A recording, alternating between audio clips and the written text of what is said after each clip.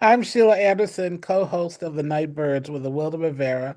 We are on Thursday and Friday nights from 8 p.m. to midnight.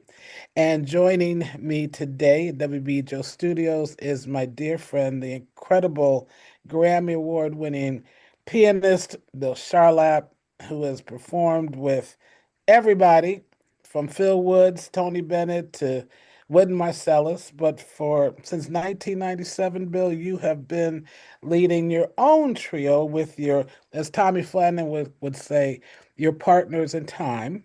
And they are Peter Washington on bass and Kenny Washington on drums. So I'm talking to you today because on August 9th, the Newark Museum of Art is celebrating the 60th anniversary of hosting Jazz in the Garden. I Mm. believe that it is the oldest festival, jazz festival in Jersey, I believe, because again, 60 years we're celebrating, and you're going to be performing with your trio, actually without Peter, but with David Wong, and also Antoinette Montague is going to be performing as well. So I want to talk to you about how great the musicians in Jersey are. You are a historian. You are, to me, I think, I don't know if you call yourself a historian, but I see you as a historian. And I Ah, want you to, talk about number one, how have you been able to maintain a trio for so many years? And also talk about the um, jazz musicians who are from Jersey, because there's so many. I mean, people think about New York as being the jazz capital of the world, but I gotta say there are a lot of great Jersey musicians that I think we should acknowledge. So, talk about what you're going to be doing at the Newark Museum on August 9th, I should say, okay. 5 o'clock. You're going to be performing, and Yes. what are we going to hear, and then talk about these great Jersey musicians. Well, first of all, of course, there's the history in Newark. Sonny Rollins, James Moody, Wayne Shorter, and the current day. Well, it's exemplified by some of the faculty at William Patterson University, where I'm the director of jazz studies. People like Jonathan Blake and the late great Russell Malone, and it's a very vibrant scene here across the river on the very west side of Manhattan. It's so west you have to keep going over the bridge, and it's in the west side. And I like that. but no, but there's a lot here. In Teaneck, there's a whole scene. Rufus Reed was there for years. Many others. Um, what can I tell you about the trio? We play together for such a long time because we love playing together, and you know. I think that a group makes a group. Of course, it helps to have some opportunities to play, and we've been very fortunate to continue to be very busy and travel all over the world. And I've loved playing with Kenny and Peter. Um, I also love playing with other groups that have been put together over the years. And, it gets expansive at this point after about 28 years with people like David Wong, who's absolutely magnificent and was, I think, in his very early teens when we first started playing together, but is one of the giants in the music. And he's been playing with us too, with me and Kenny. Of course, can't have a better pedigree than he has. The Heath brothers, Roy Haynes, today Charles McPherson, he's playing with all the time. He's the top. And other great people, Carl Allen, Dennis McCrell, Noriko Ueda. Um, there's a special magic that happens in that trio conversation. Now what is it that what makes a great trio? When I think of uh great trios in jazz, I think about Red Garland, I think about Yeah, the Three Sounds, I think yeah. about some of the over the years, uh And Bobby.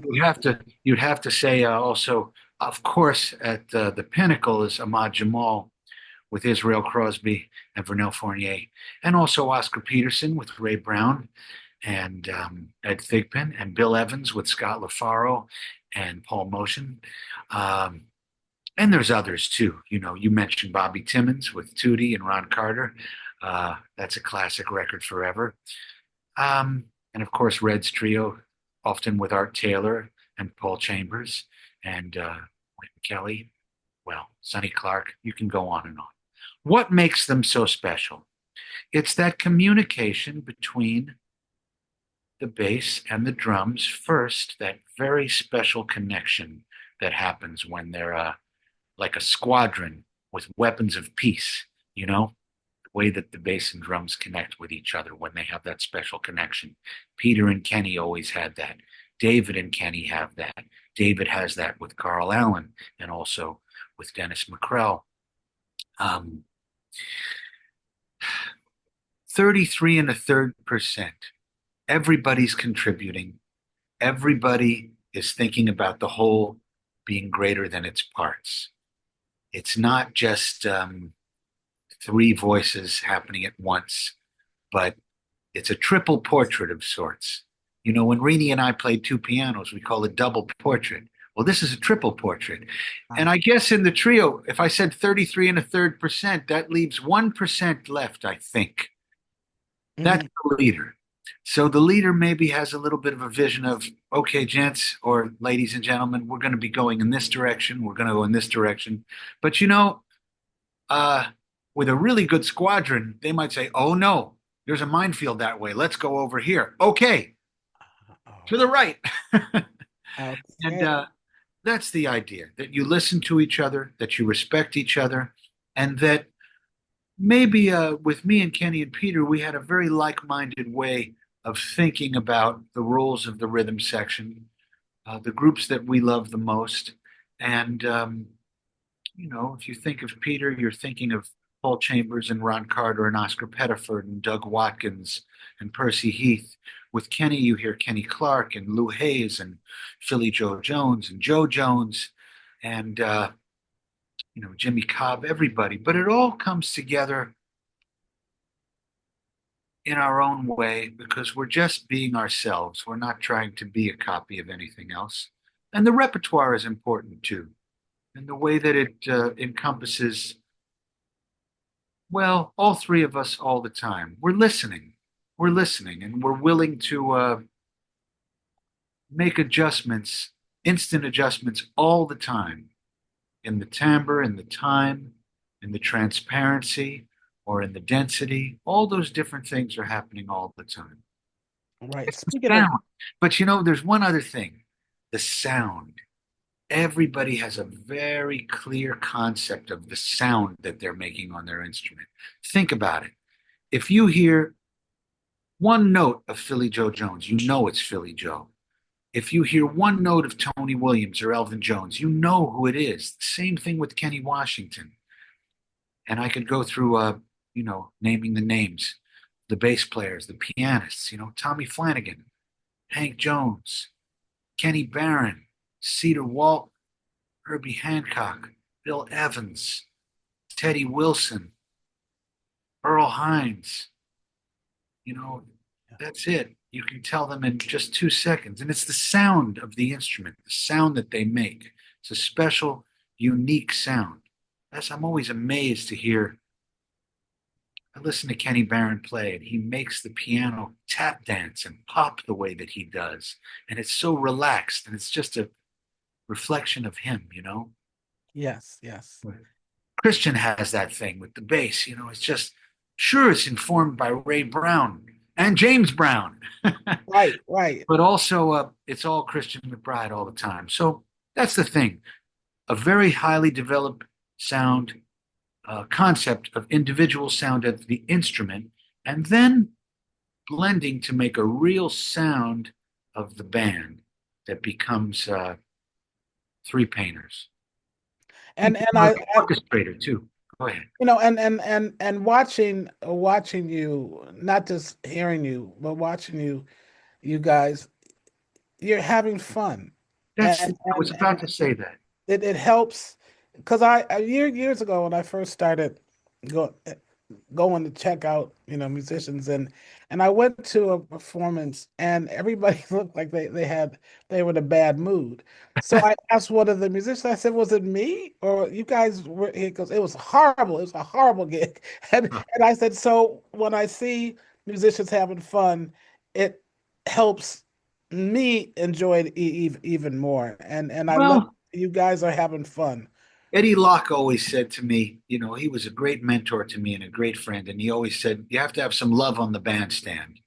And I think that another thing he used to say, of course, this is very, very serious to us. Yeah. Of course. Look at the John Coltrane Quartet or Charlie Parker and Dizzy Gillespie. They are serious. They're approaching this like it's life or death. It's surgery, man. Something like that. But at the same time, it's a conversation. We've got jokes between each other. We have forgiveness for when we slip on a banana peel, all of that kind of stuff. And Eddie used to say to me, because he would see us getting real serious when we were young, he said, hey, man, it's just a little fun. It's just a little fun. And, Yeah. it's an interesting thing. I had that same experience as you. Um, I remember, and I've told you the story, and it's in your book. I was sitting with Eddie, and we were listening to some young cats who were playing, and I was with some other friends of mine. Maybe could have been Mike Ladon and John Gordon or whoever it was. We were all there. We were listening to these players, and we loved them. We were amazed at all the technical pyrotechnics they were doing and all this stuff. And Eddie had this look on his face. He wasn't very happy.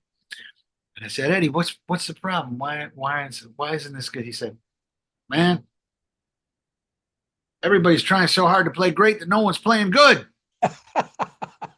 Right. That's that Detroit wisdom. Right.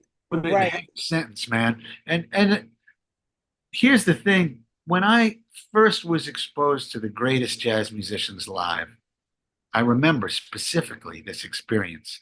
I was in the eighth grade at the town school, which was a progressive private school on the east side, still there.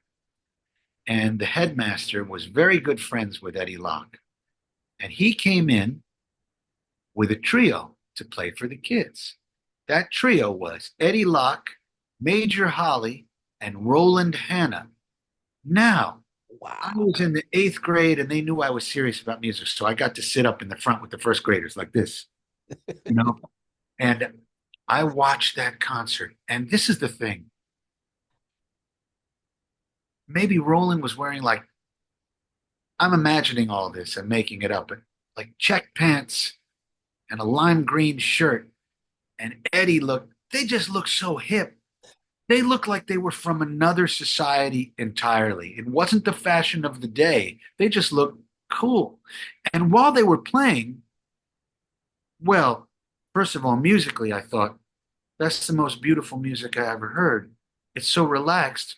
It also sounded to me like it's really hard. I knew they had to know a lot about music. Yet, they're laughing at each other and smiling and looking at each other and having laughs and they had this incredible effervescence. And of course, I got to know Eddie later and I got to know, Roland Hanna too. And I remember I was on my bike on the Upper West Side. I used to bike around New York all over the place. I was just a long-haired kid. And and I couldn't believe it. I was on Central Park West and I see this it was like oh come on, a station wagon, a white station wagon. That's how I remember it. And Roland was driving. And I saw him. I said, Mr. Hanna. He said, hey baby, he remembered who I was. And just Wow. that in itself, it was like, oh wow, I know this. I've seen this maestro at work. Anyway, the fun, having a little fun. I Yeah.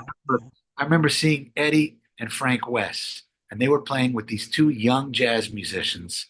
It was at Smalls. Yes, a long time ago, Small. Wow. And I forget who the players were. A young guitar player, really, really good. And I think the bass player was Neil Miner, who's terrific. And here's the thing: it was like a split screen, man. if you saw those two guys, the bass and guitar were on one side, and they were like so serious. And then you flipped over to the other side, and Eddie and Frank, and Eddie's going, and Frank is laughing, and they're yelling at each other, and they're telling jokes to each other the whole time. And I thought to myself, this is like a split screen of like, look at the grandmasters and what's going on, and look at the neophytes who are very serious, who are absolutely in the club. They played magnificently, and Eddie and of course Frank loved them. But I was thinking to myself, anyway, that's you. You bring up a very important point, which is that even when we're serious, if we're not having fun doing this and we're not communicating and there's not some love on the bandstand, we might as well do something else, man. Yeah, yeah.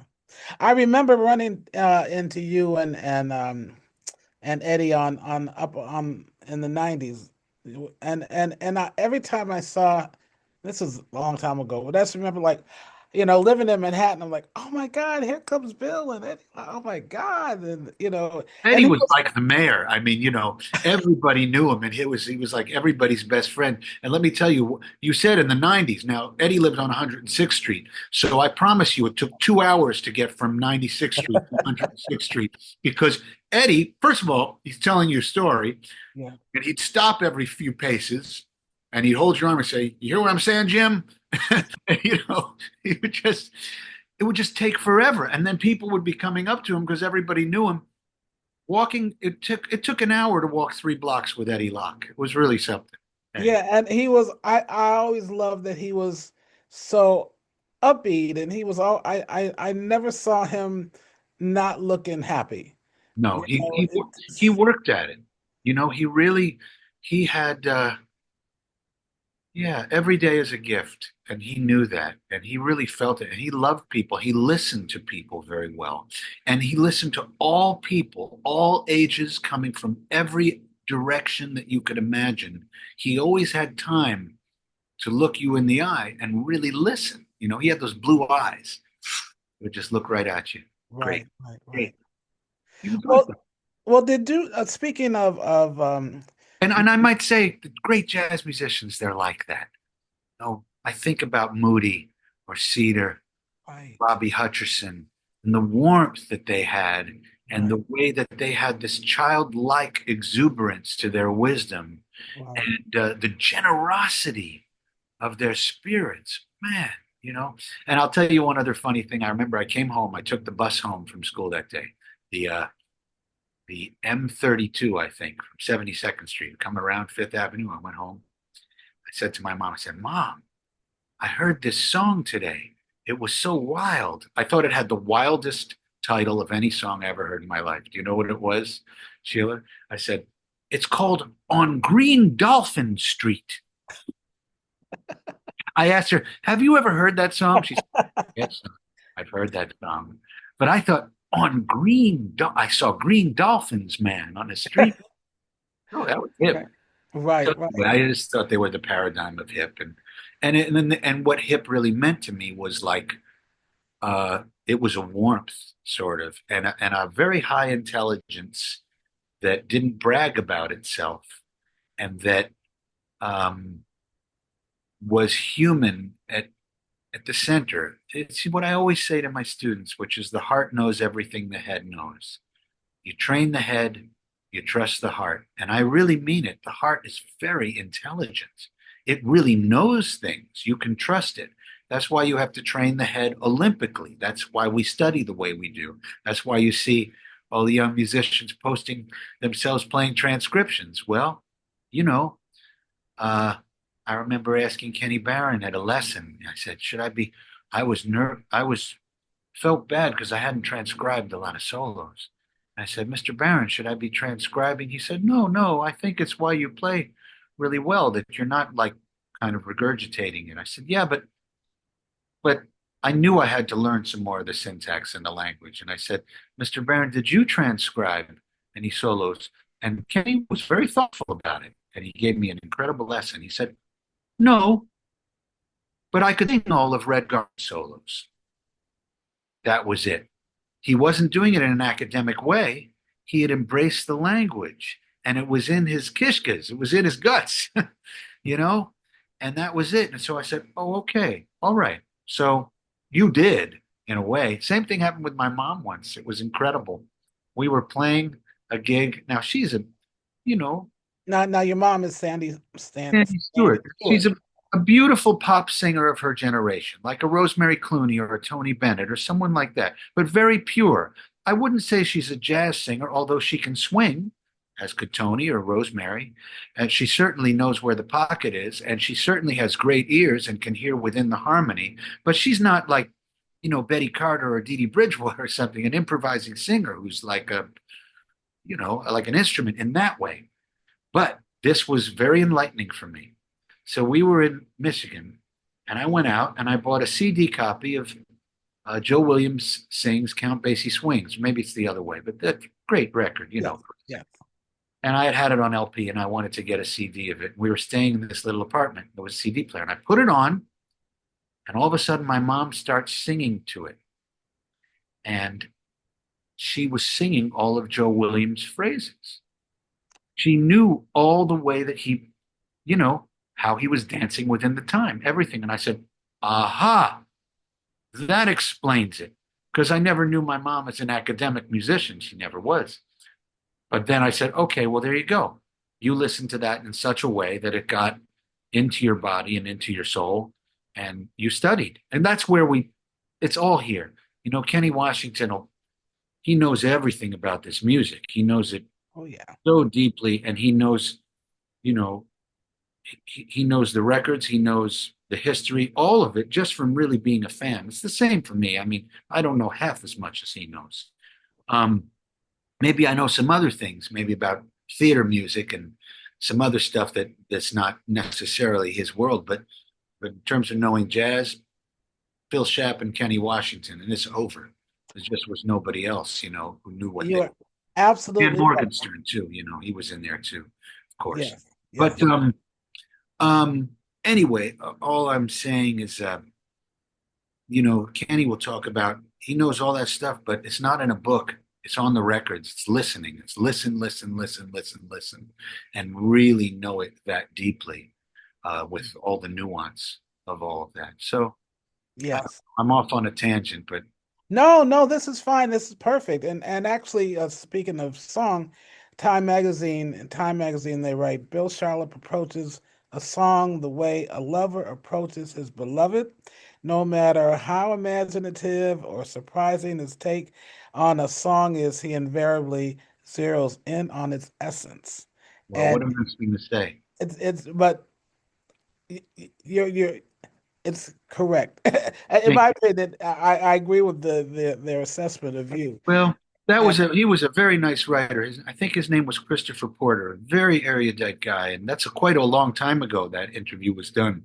mhm, Wrote those nice things, but if anything, I'm not going to say that's true or not true. It's all a matter of opinion, and there are many different essences of songs that you can get. But at least for me, I can say that the lyrics and the melody are equal. So there's something about the story.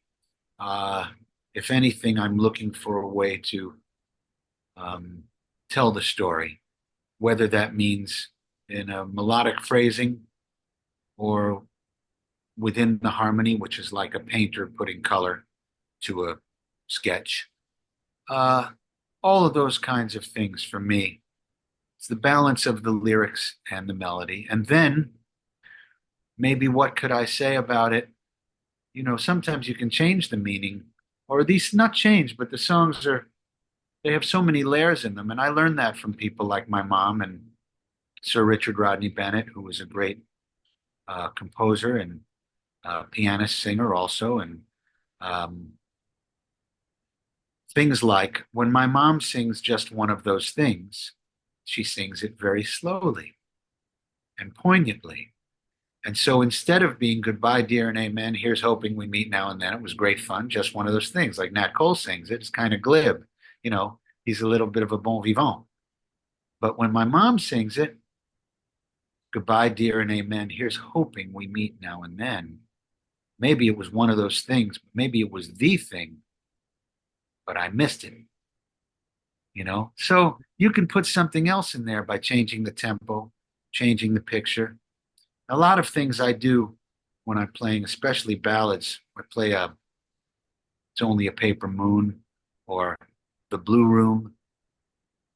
They come right out of Sir Richard Rodney Bennett, right out of him, right out of treatments that he did. I do it my way, but I learned so much from him doing that sort of stuff. And yeah, people like Freddie Cole, they have that magic too, finding Absolutely. essence, finding the essence of the story. So I love singers, and I've been lucky. I played with some of the best singers: Ernie Andrews, Freddie Cole, Ethel Ennis. I mean, geez, Dee Dee Bridgewater, Tony Bennett, Barbara Streisand.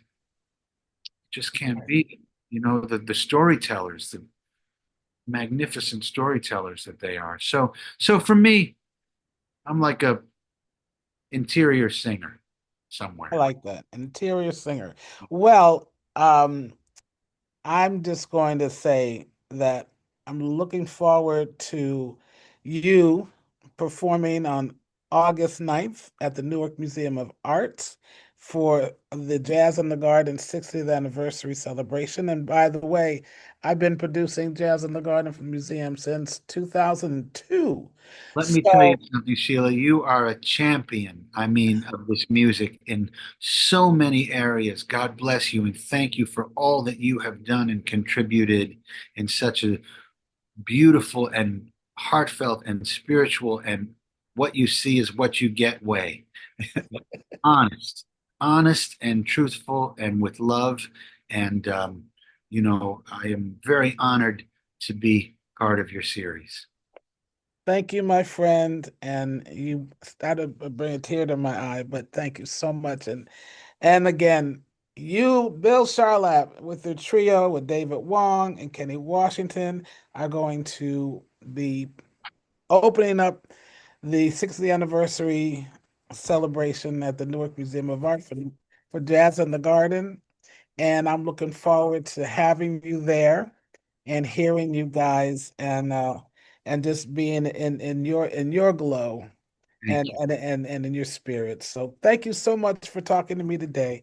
Again, I'm Sheila Anderson, WBGO. He's Bill Charlap, and you've been checking out WBGO Studios. So don't go anywhere. Make sure you tune into WBGO. Keep us on your dial. Thank you so much, Bill. I love you. I love you, Sheila.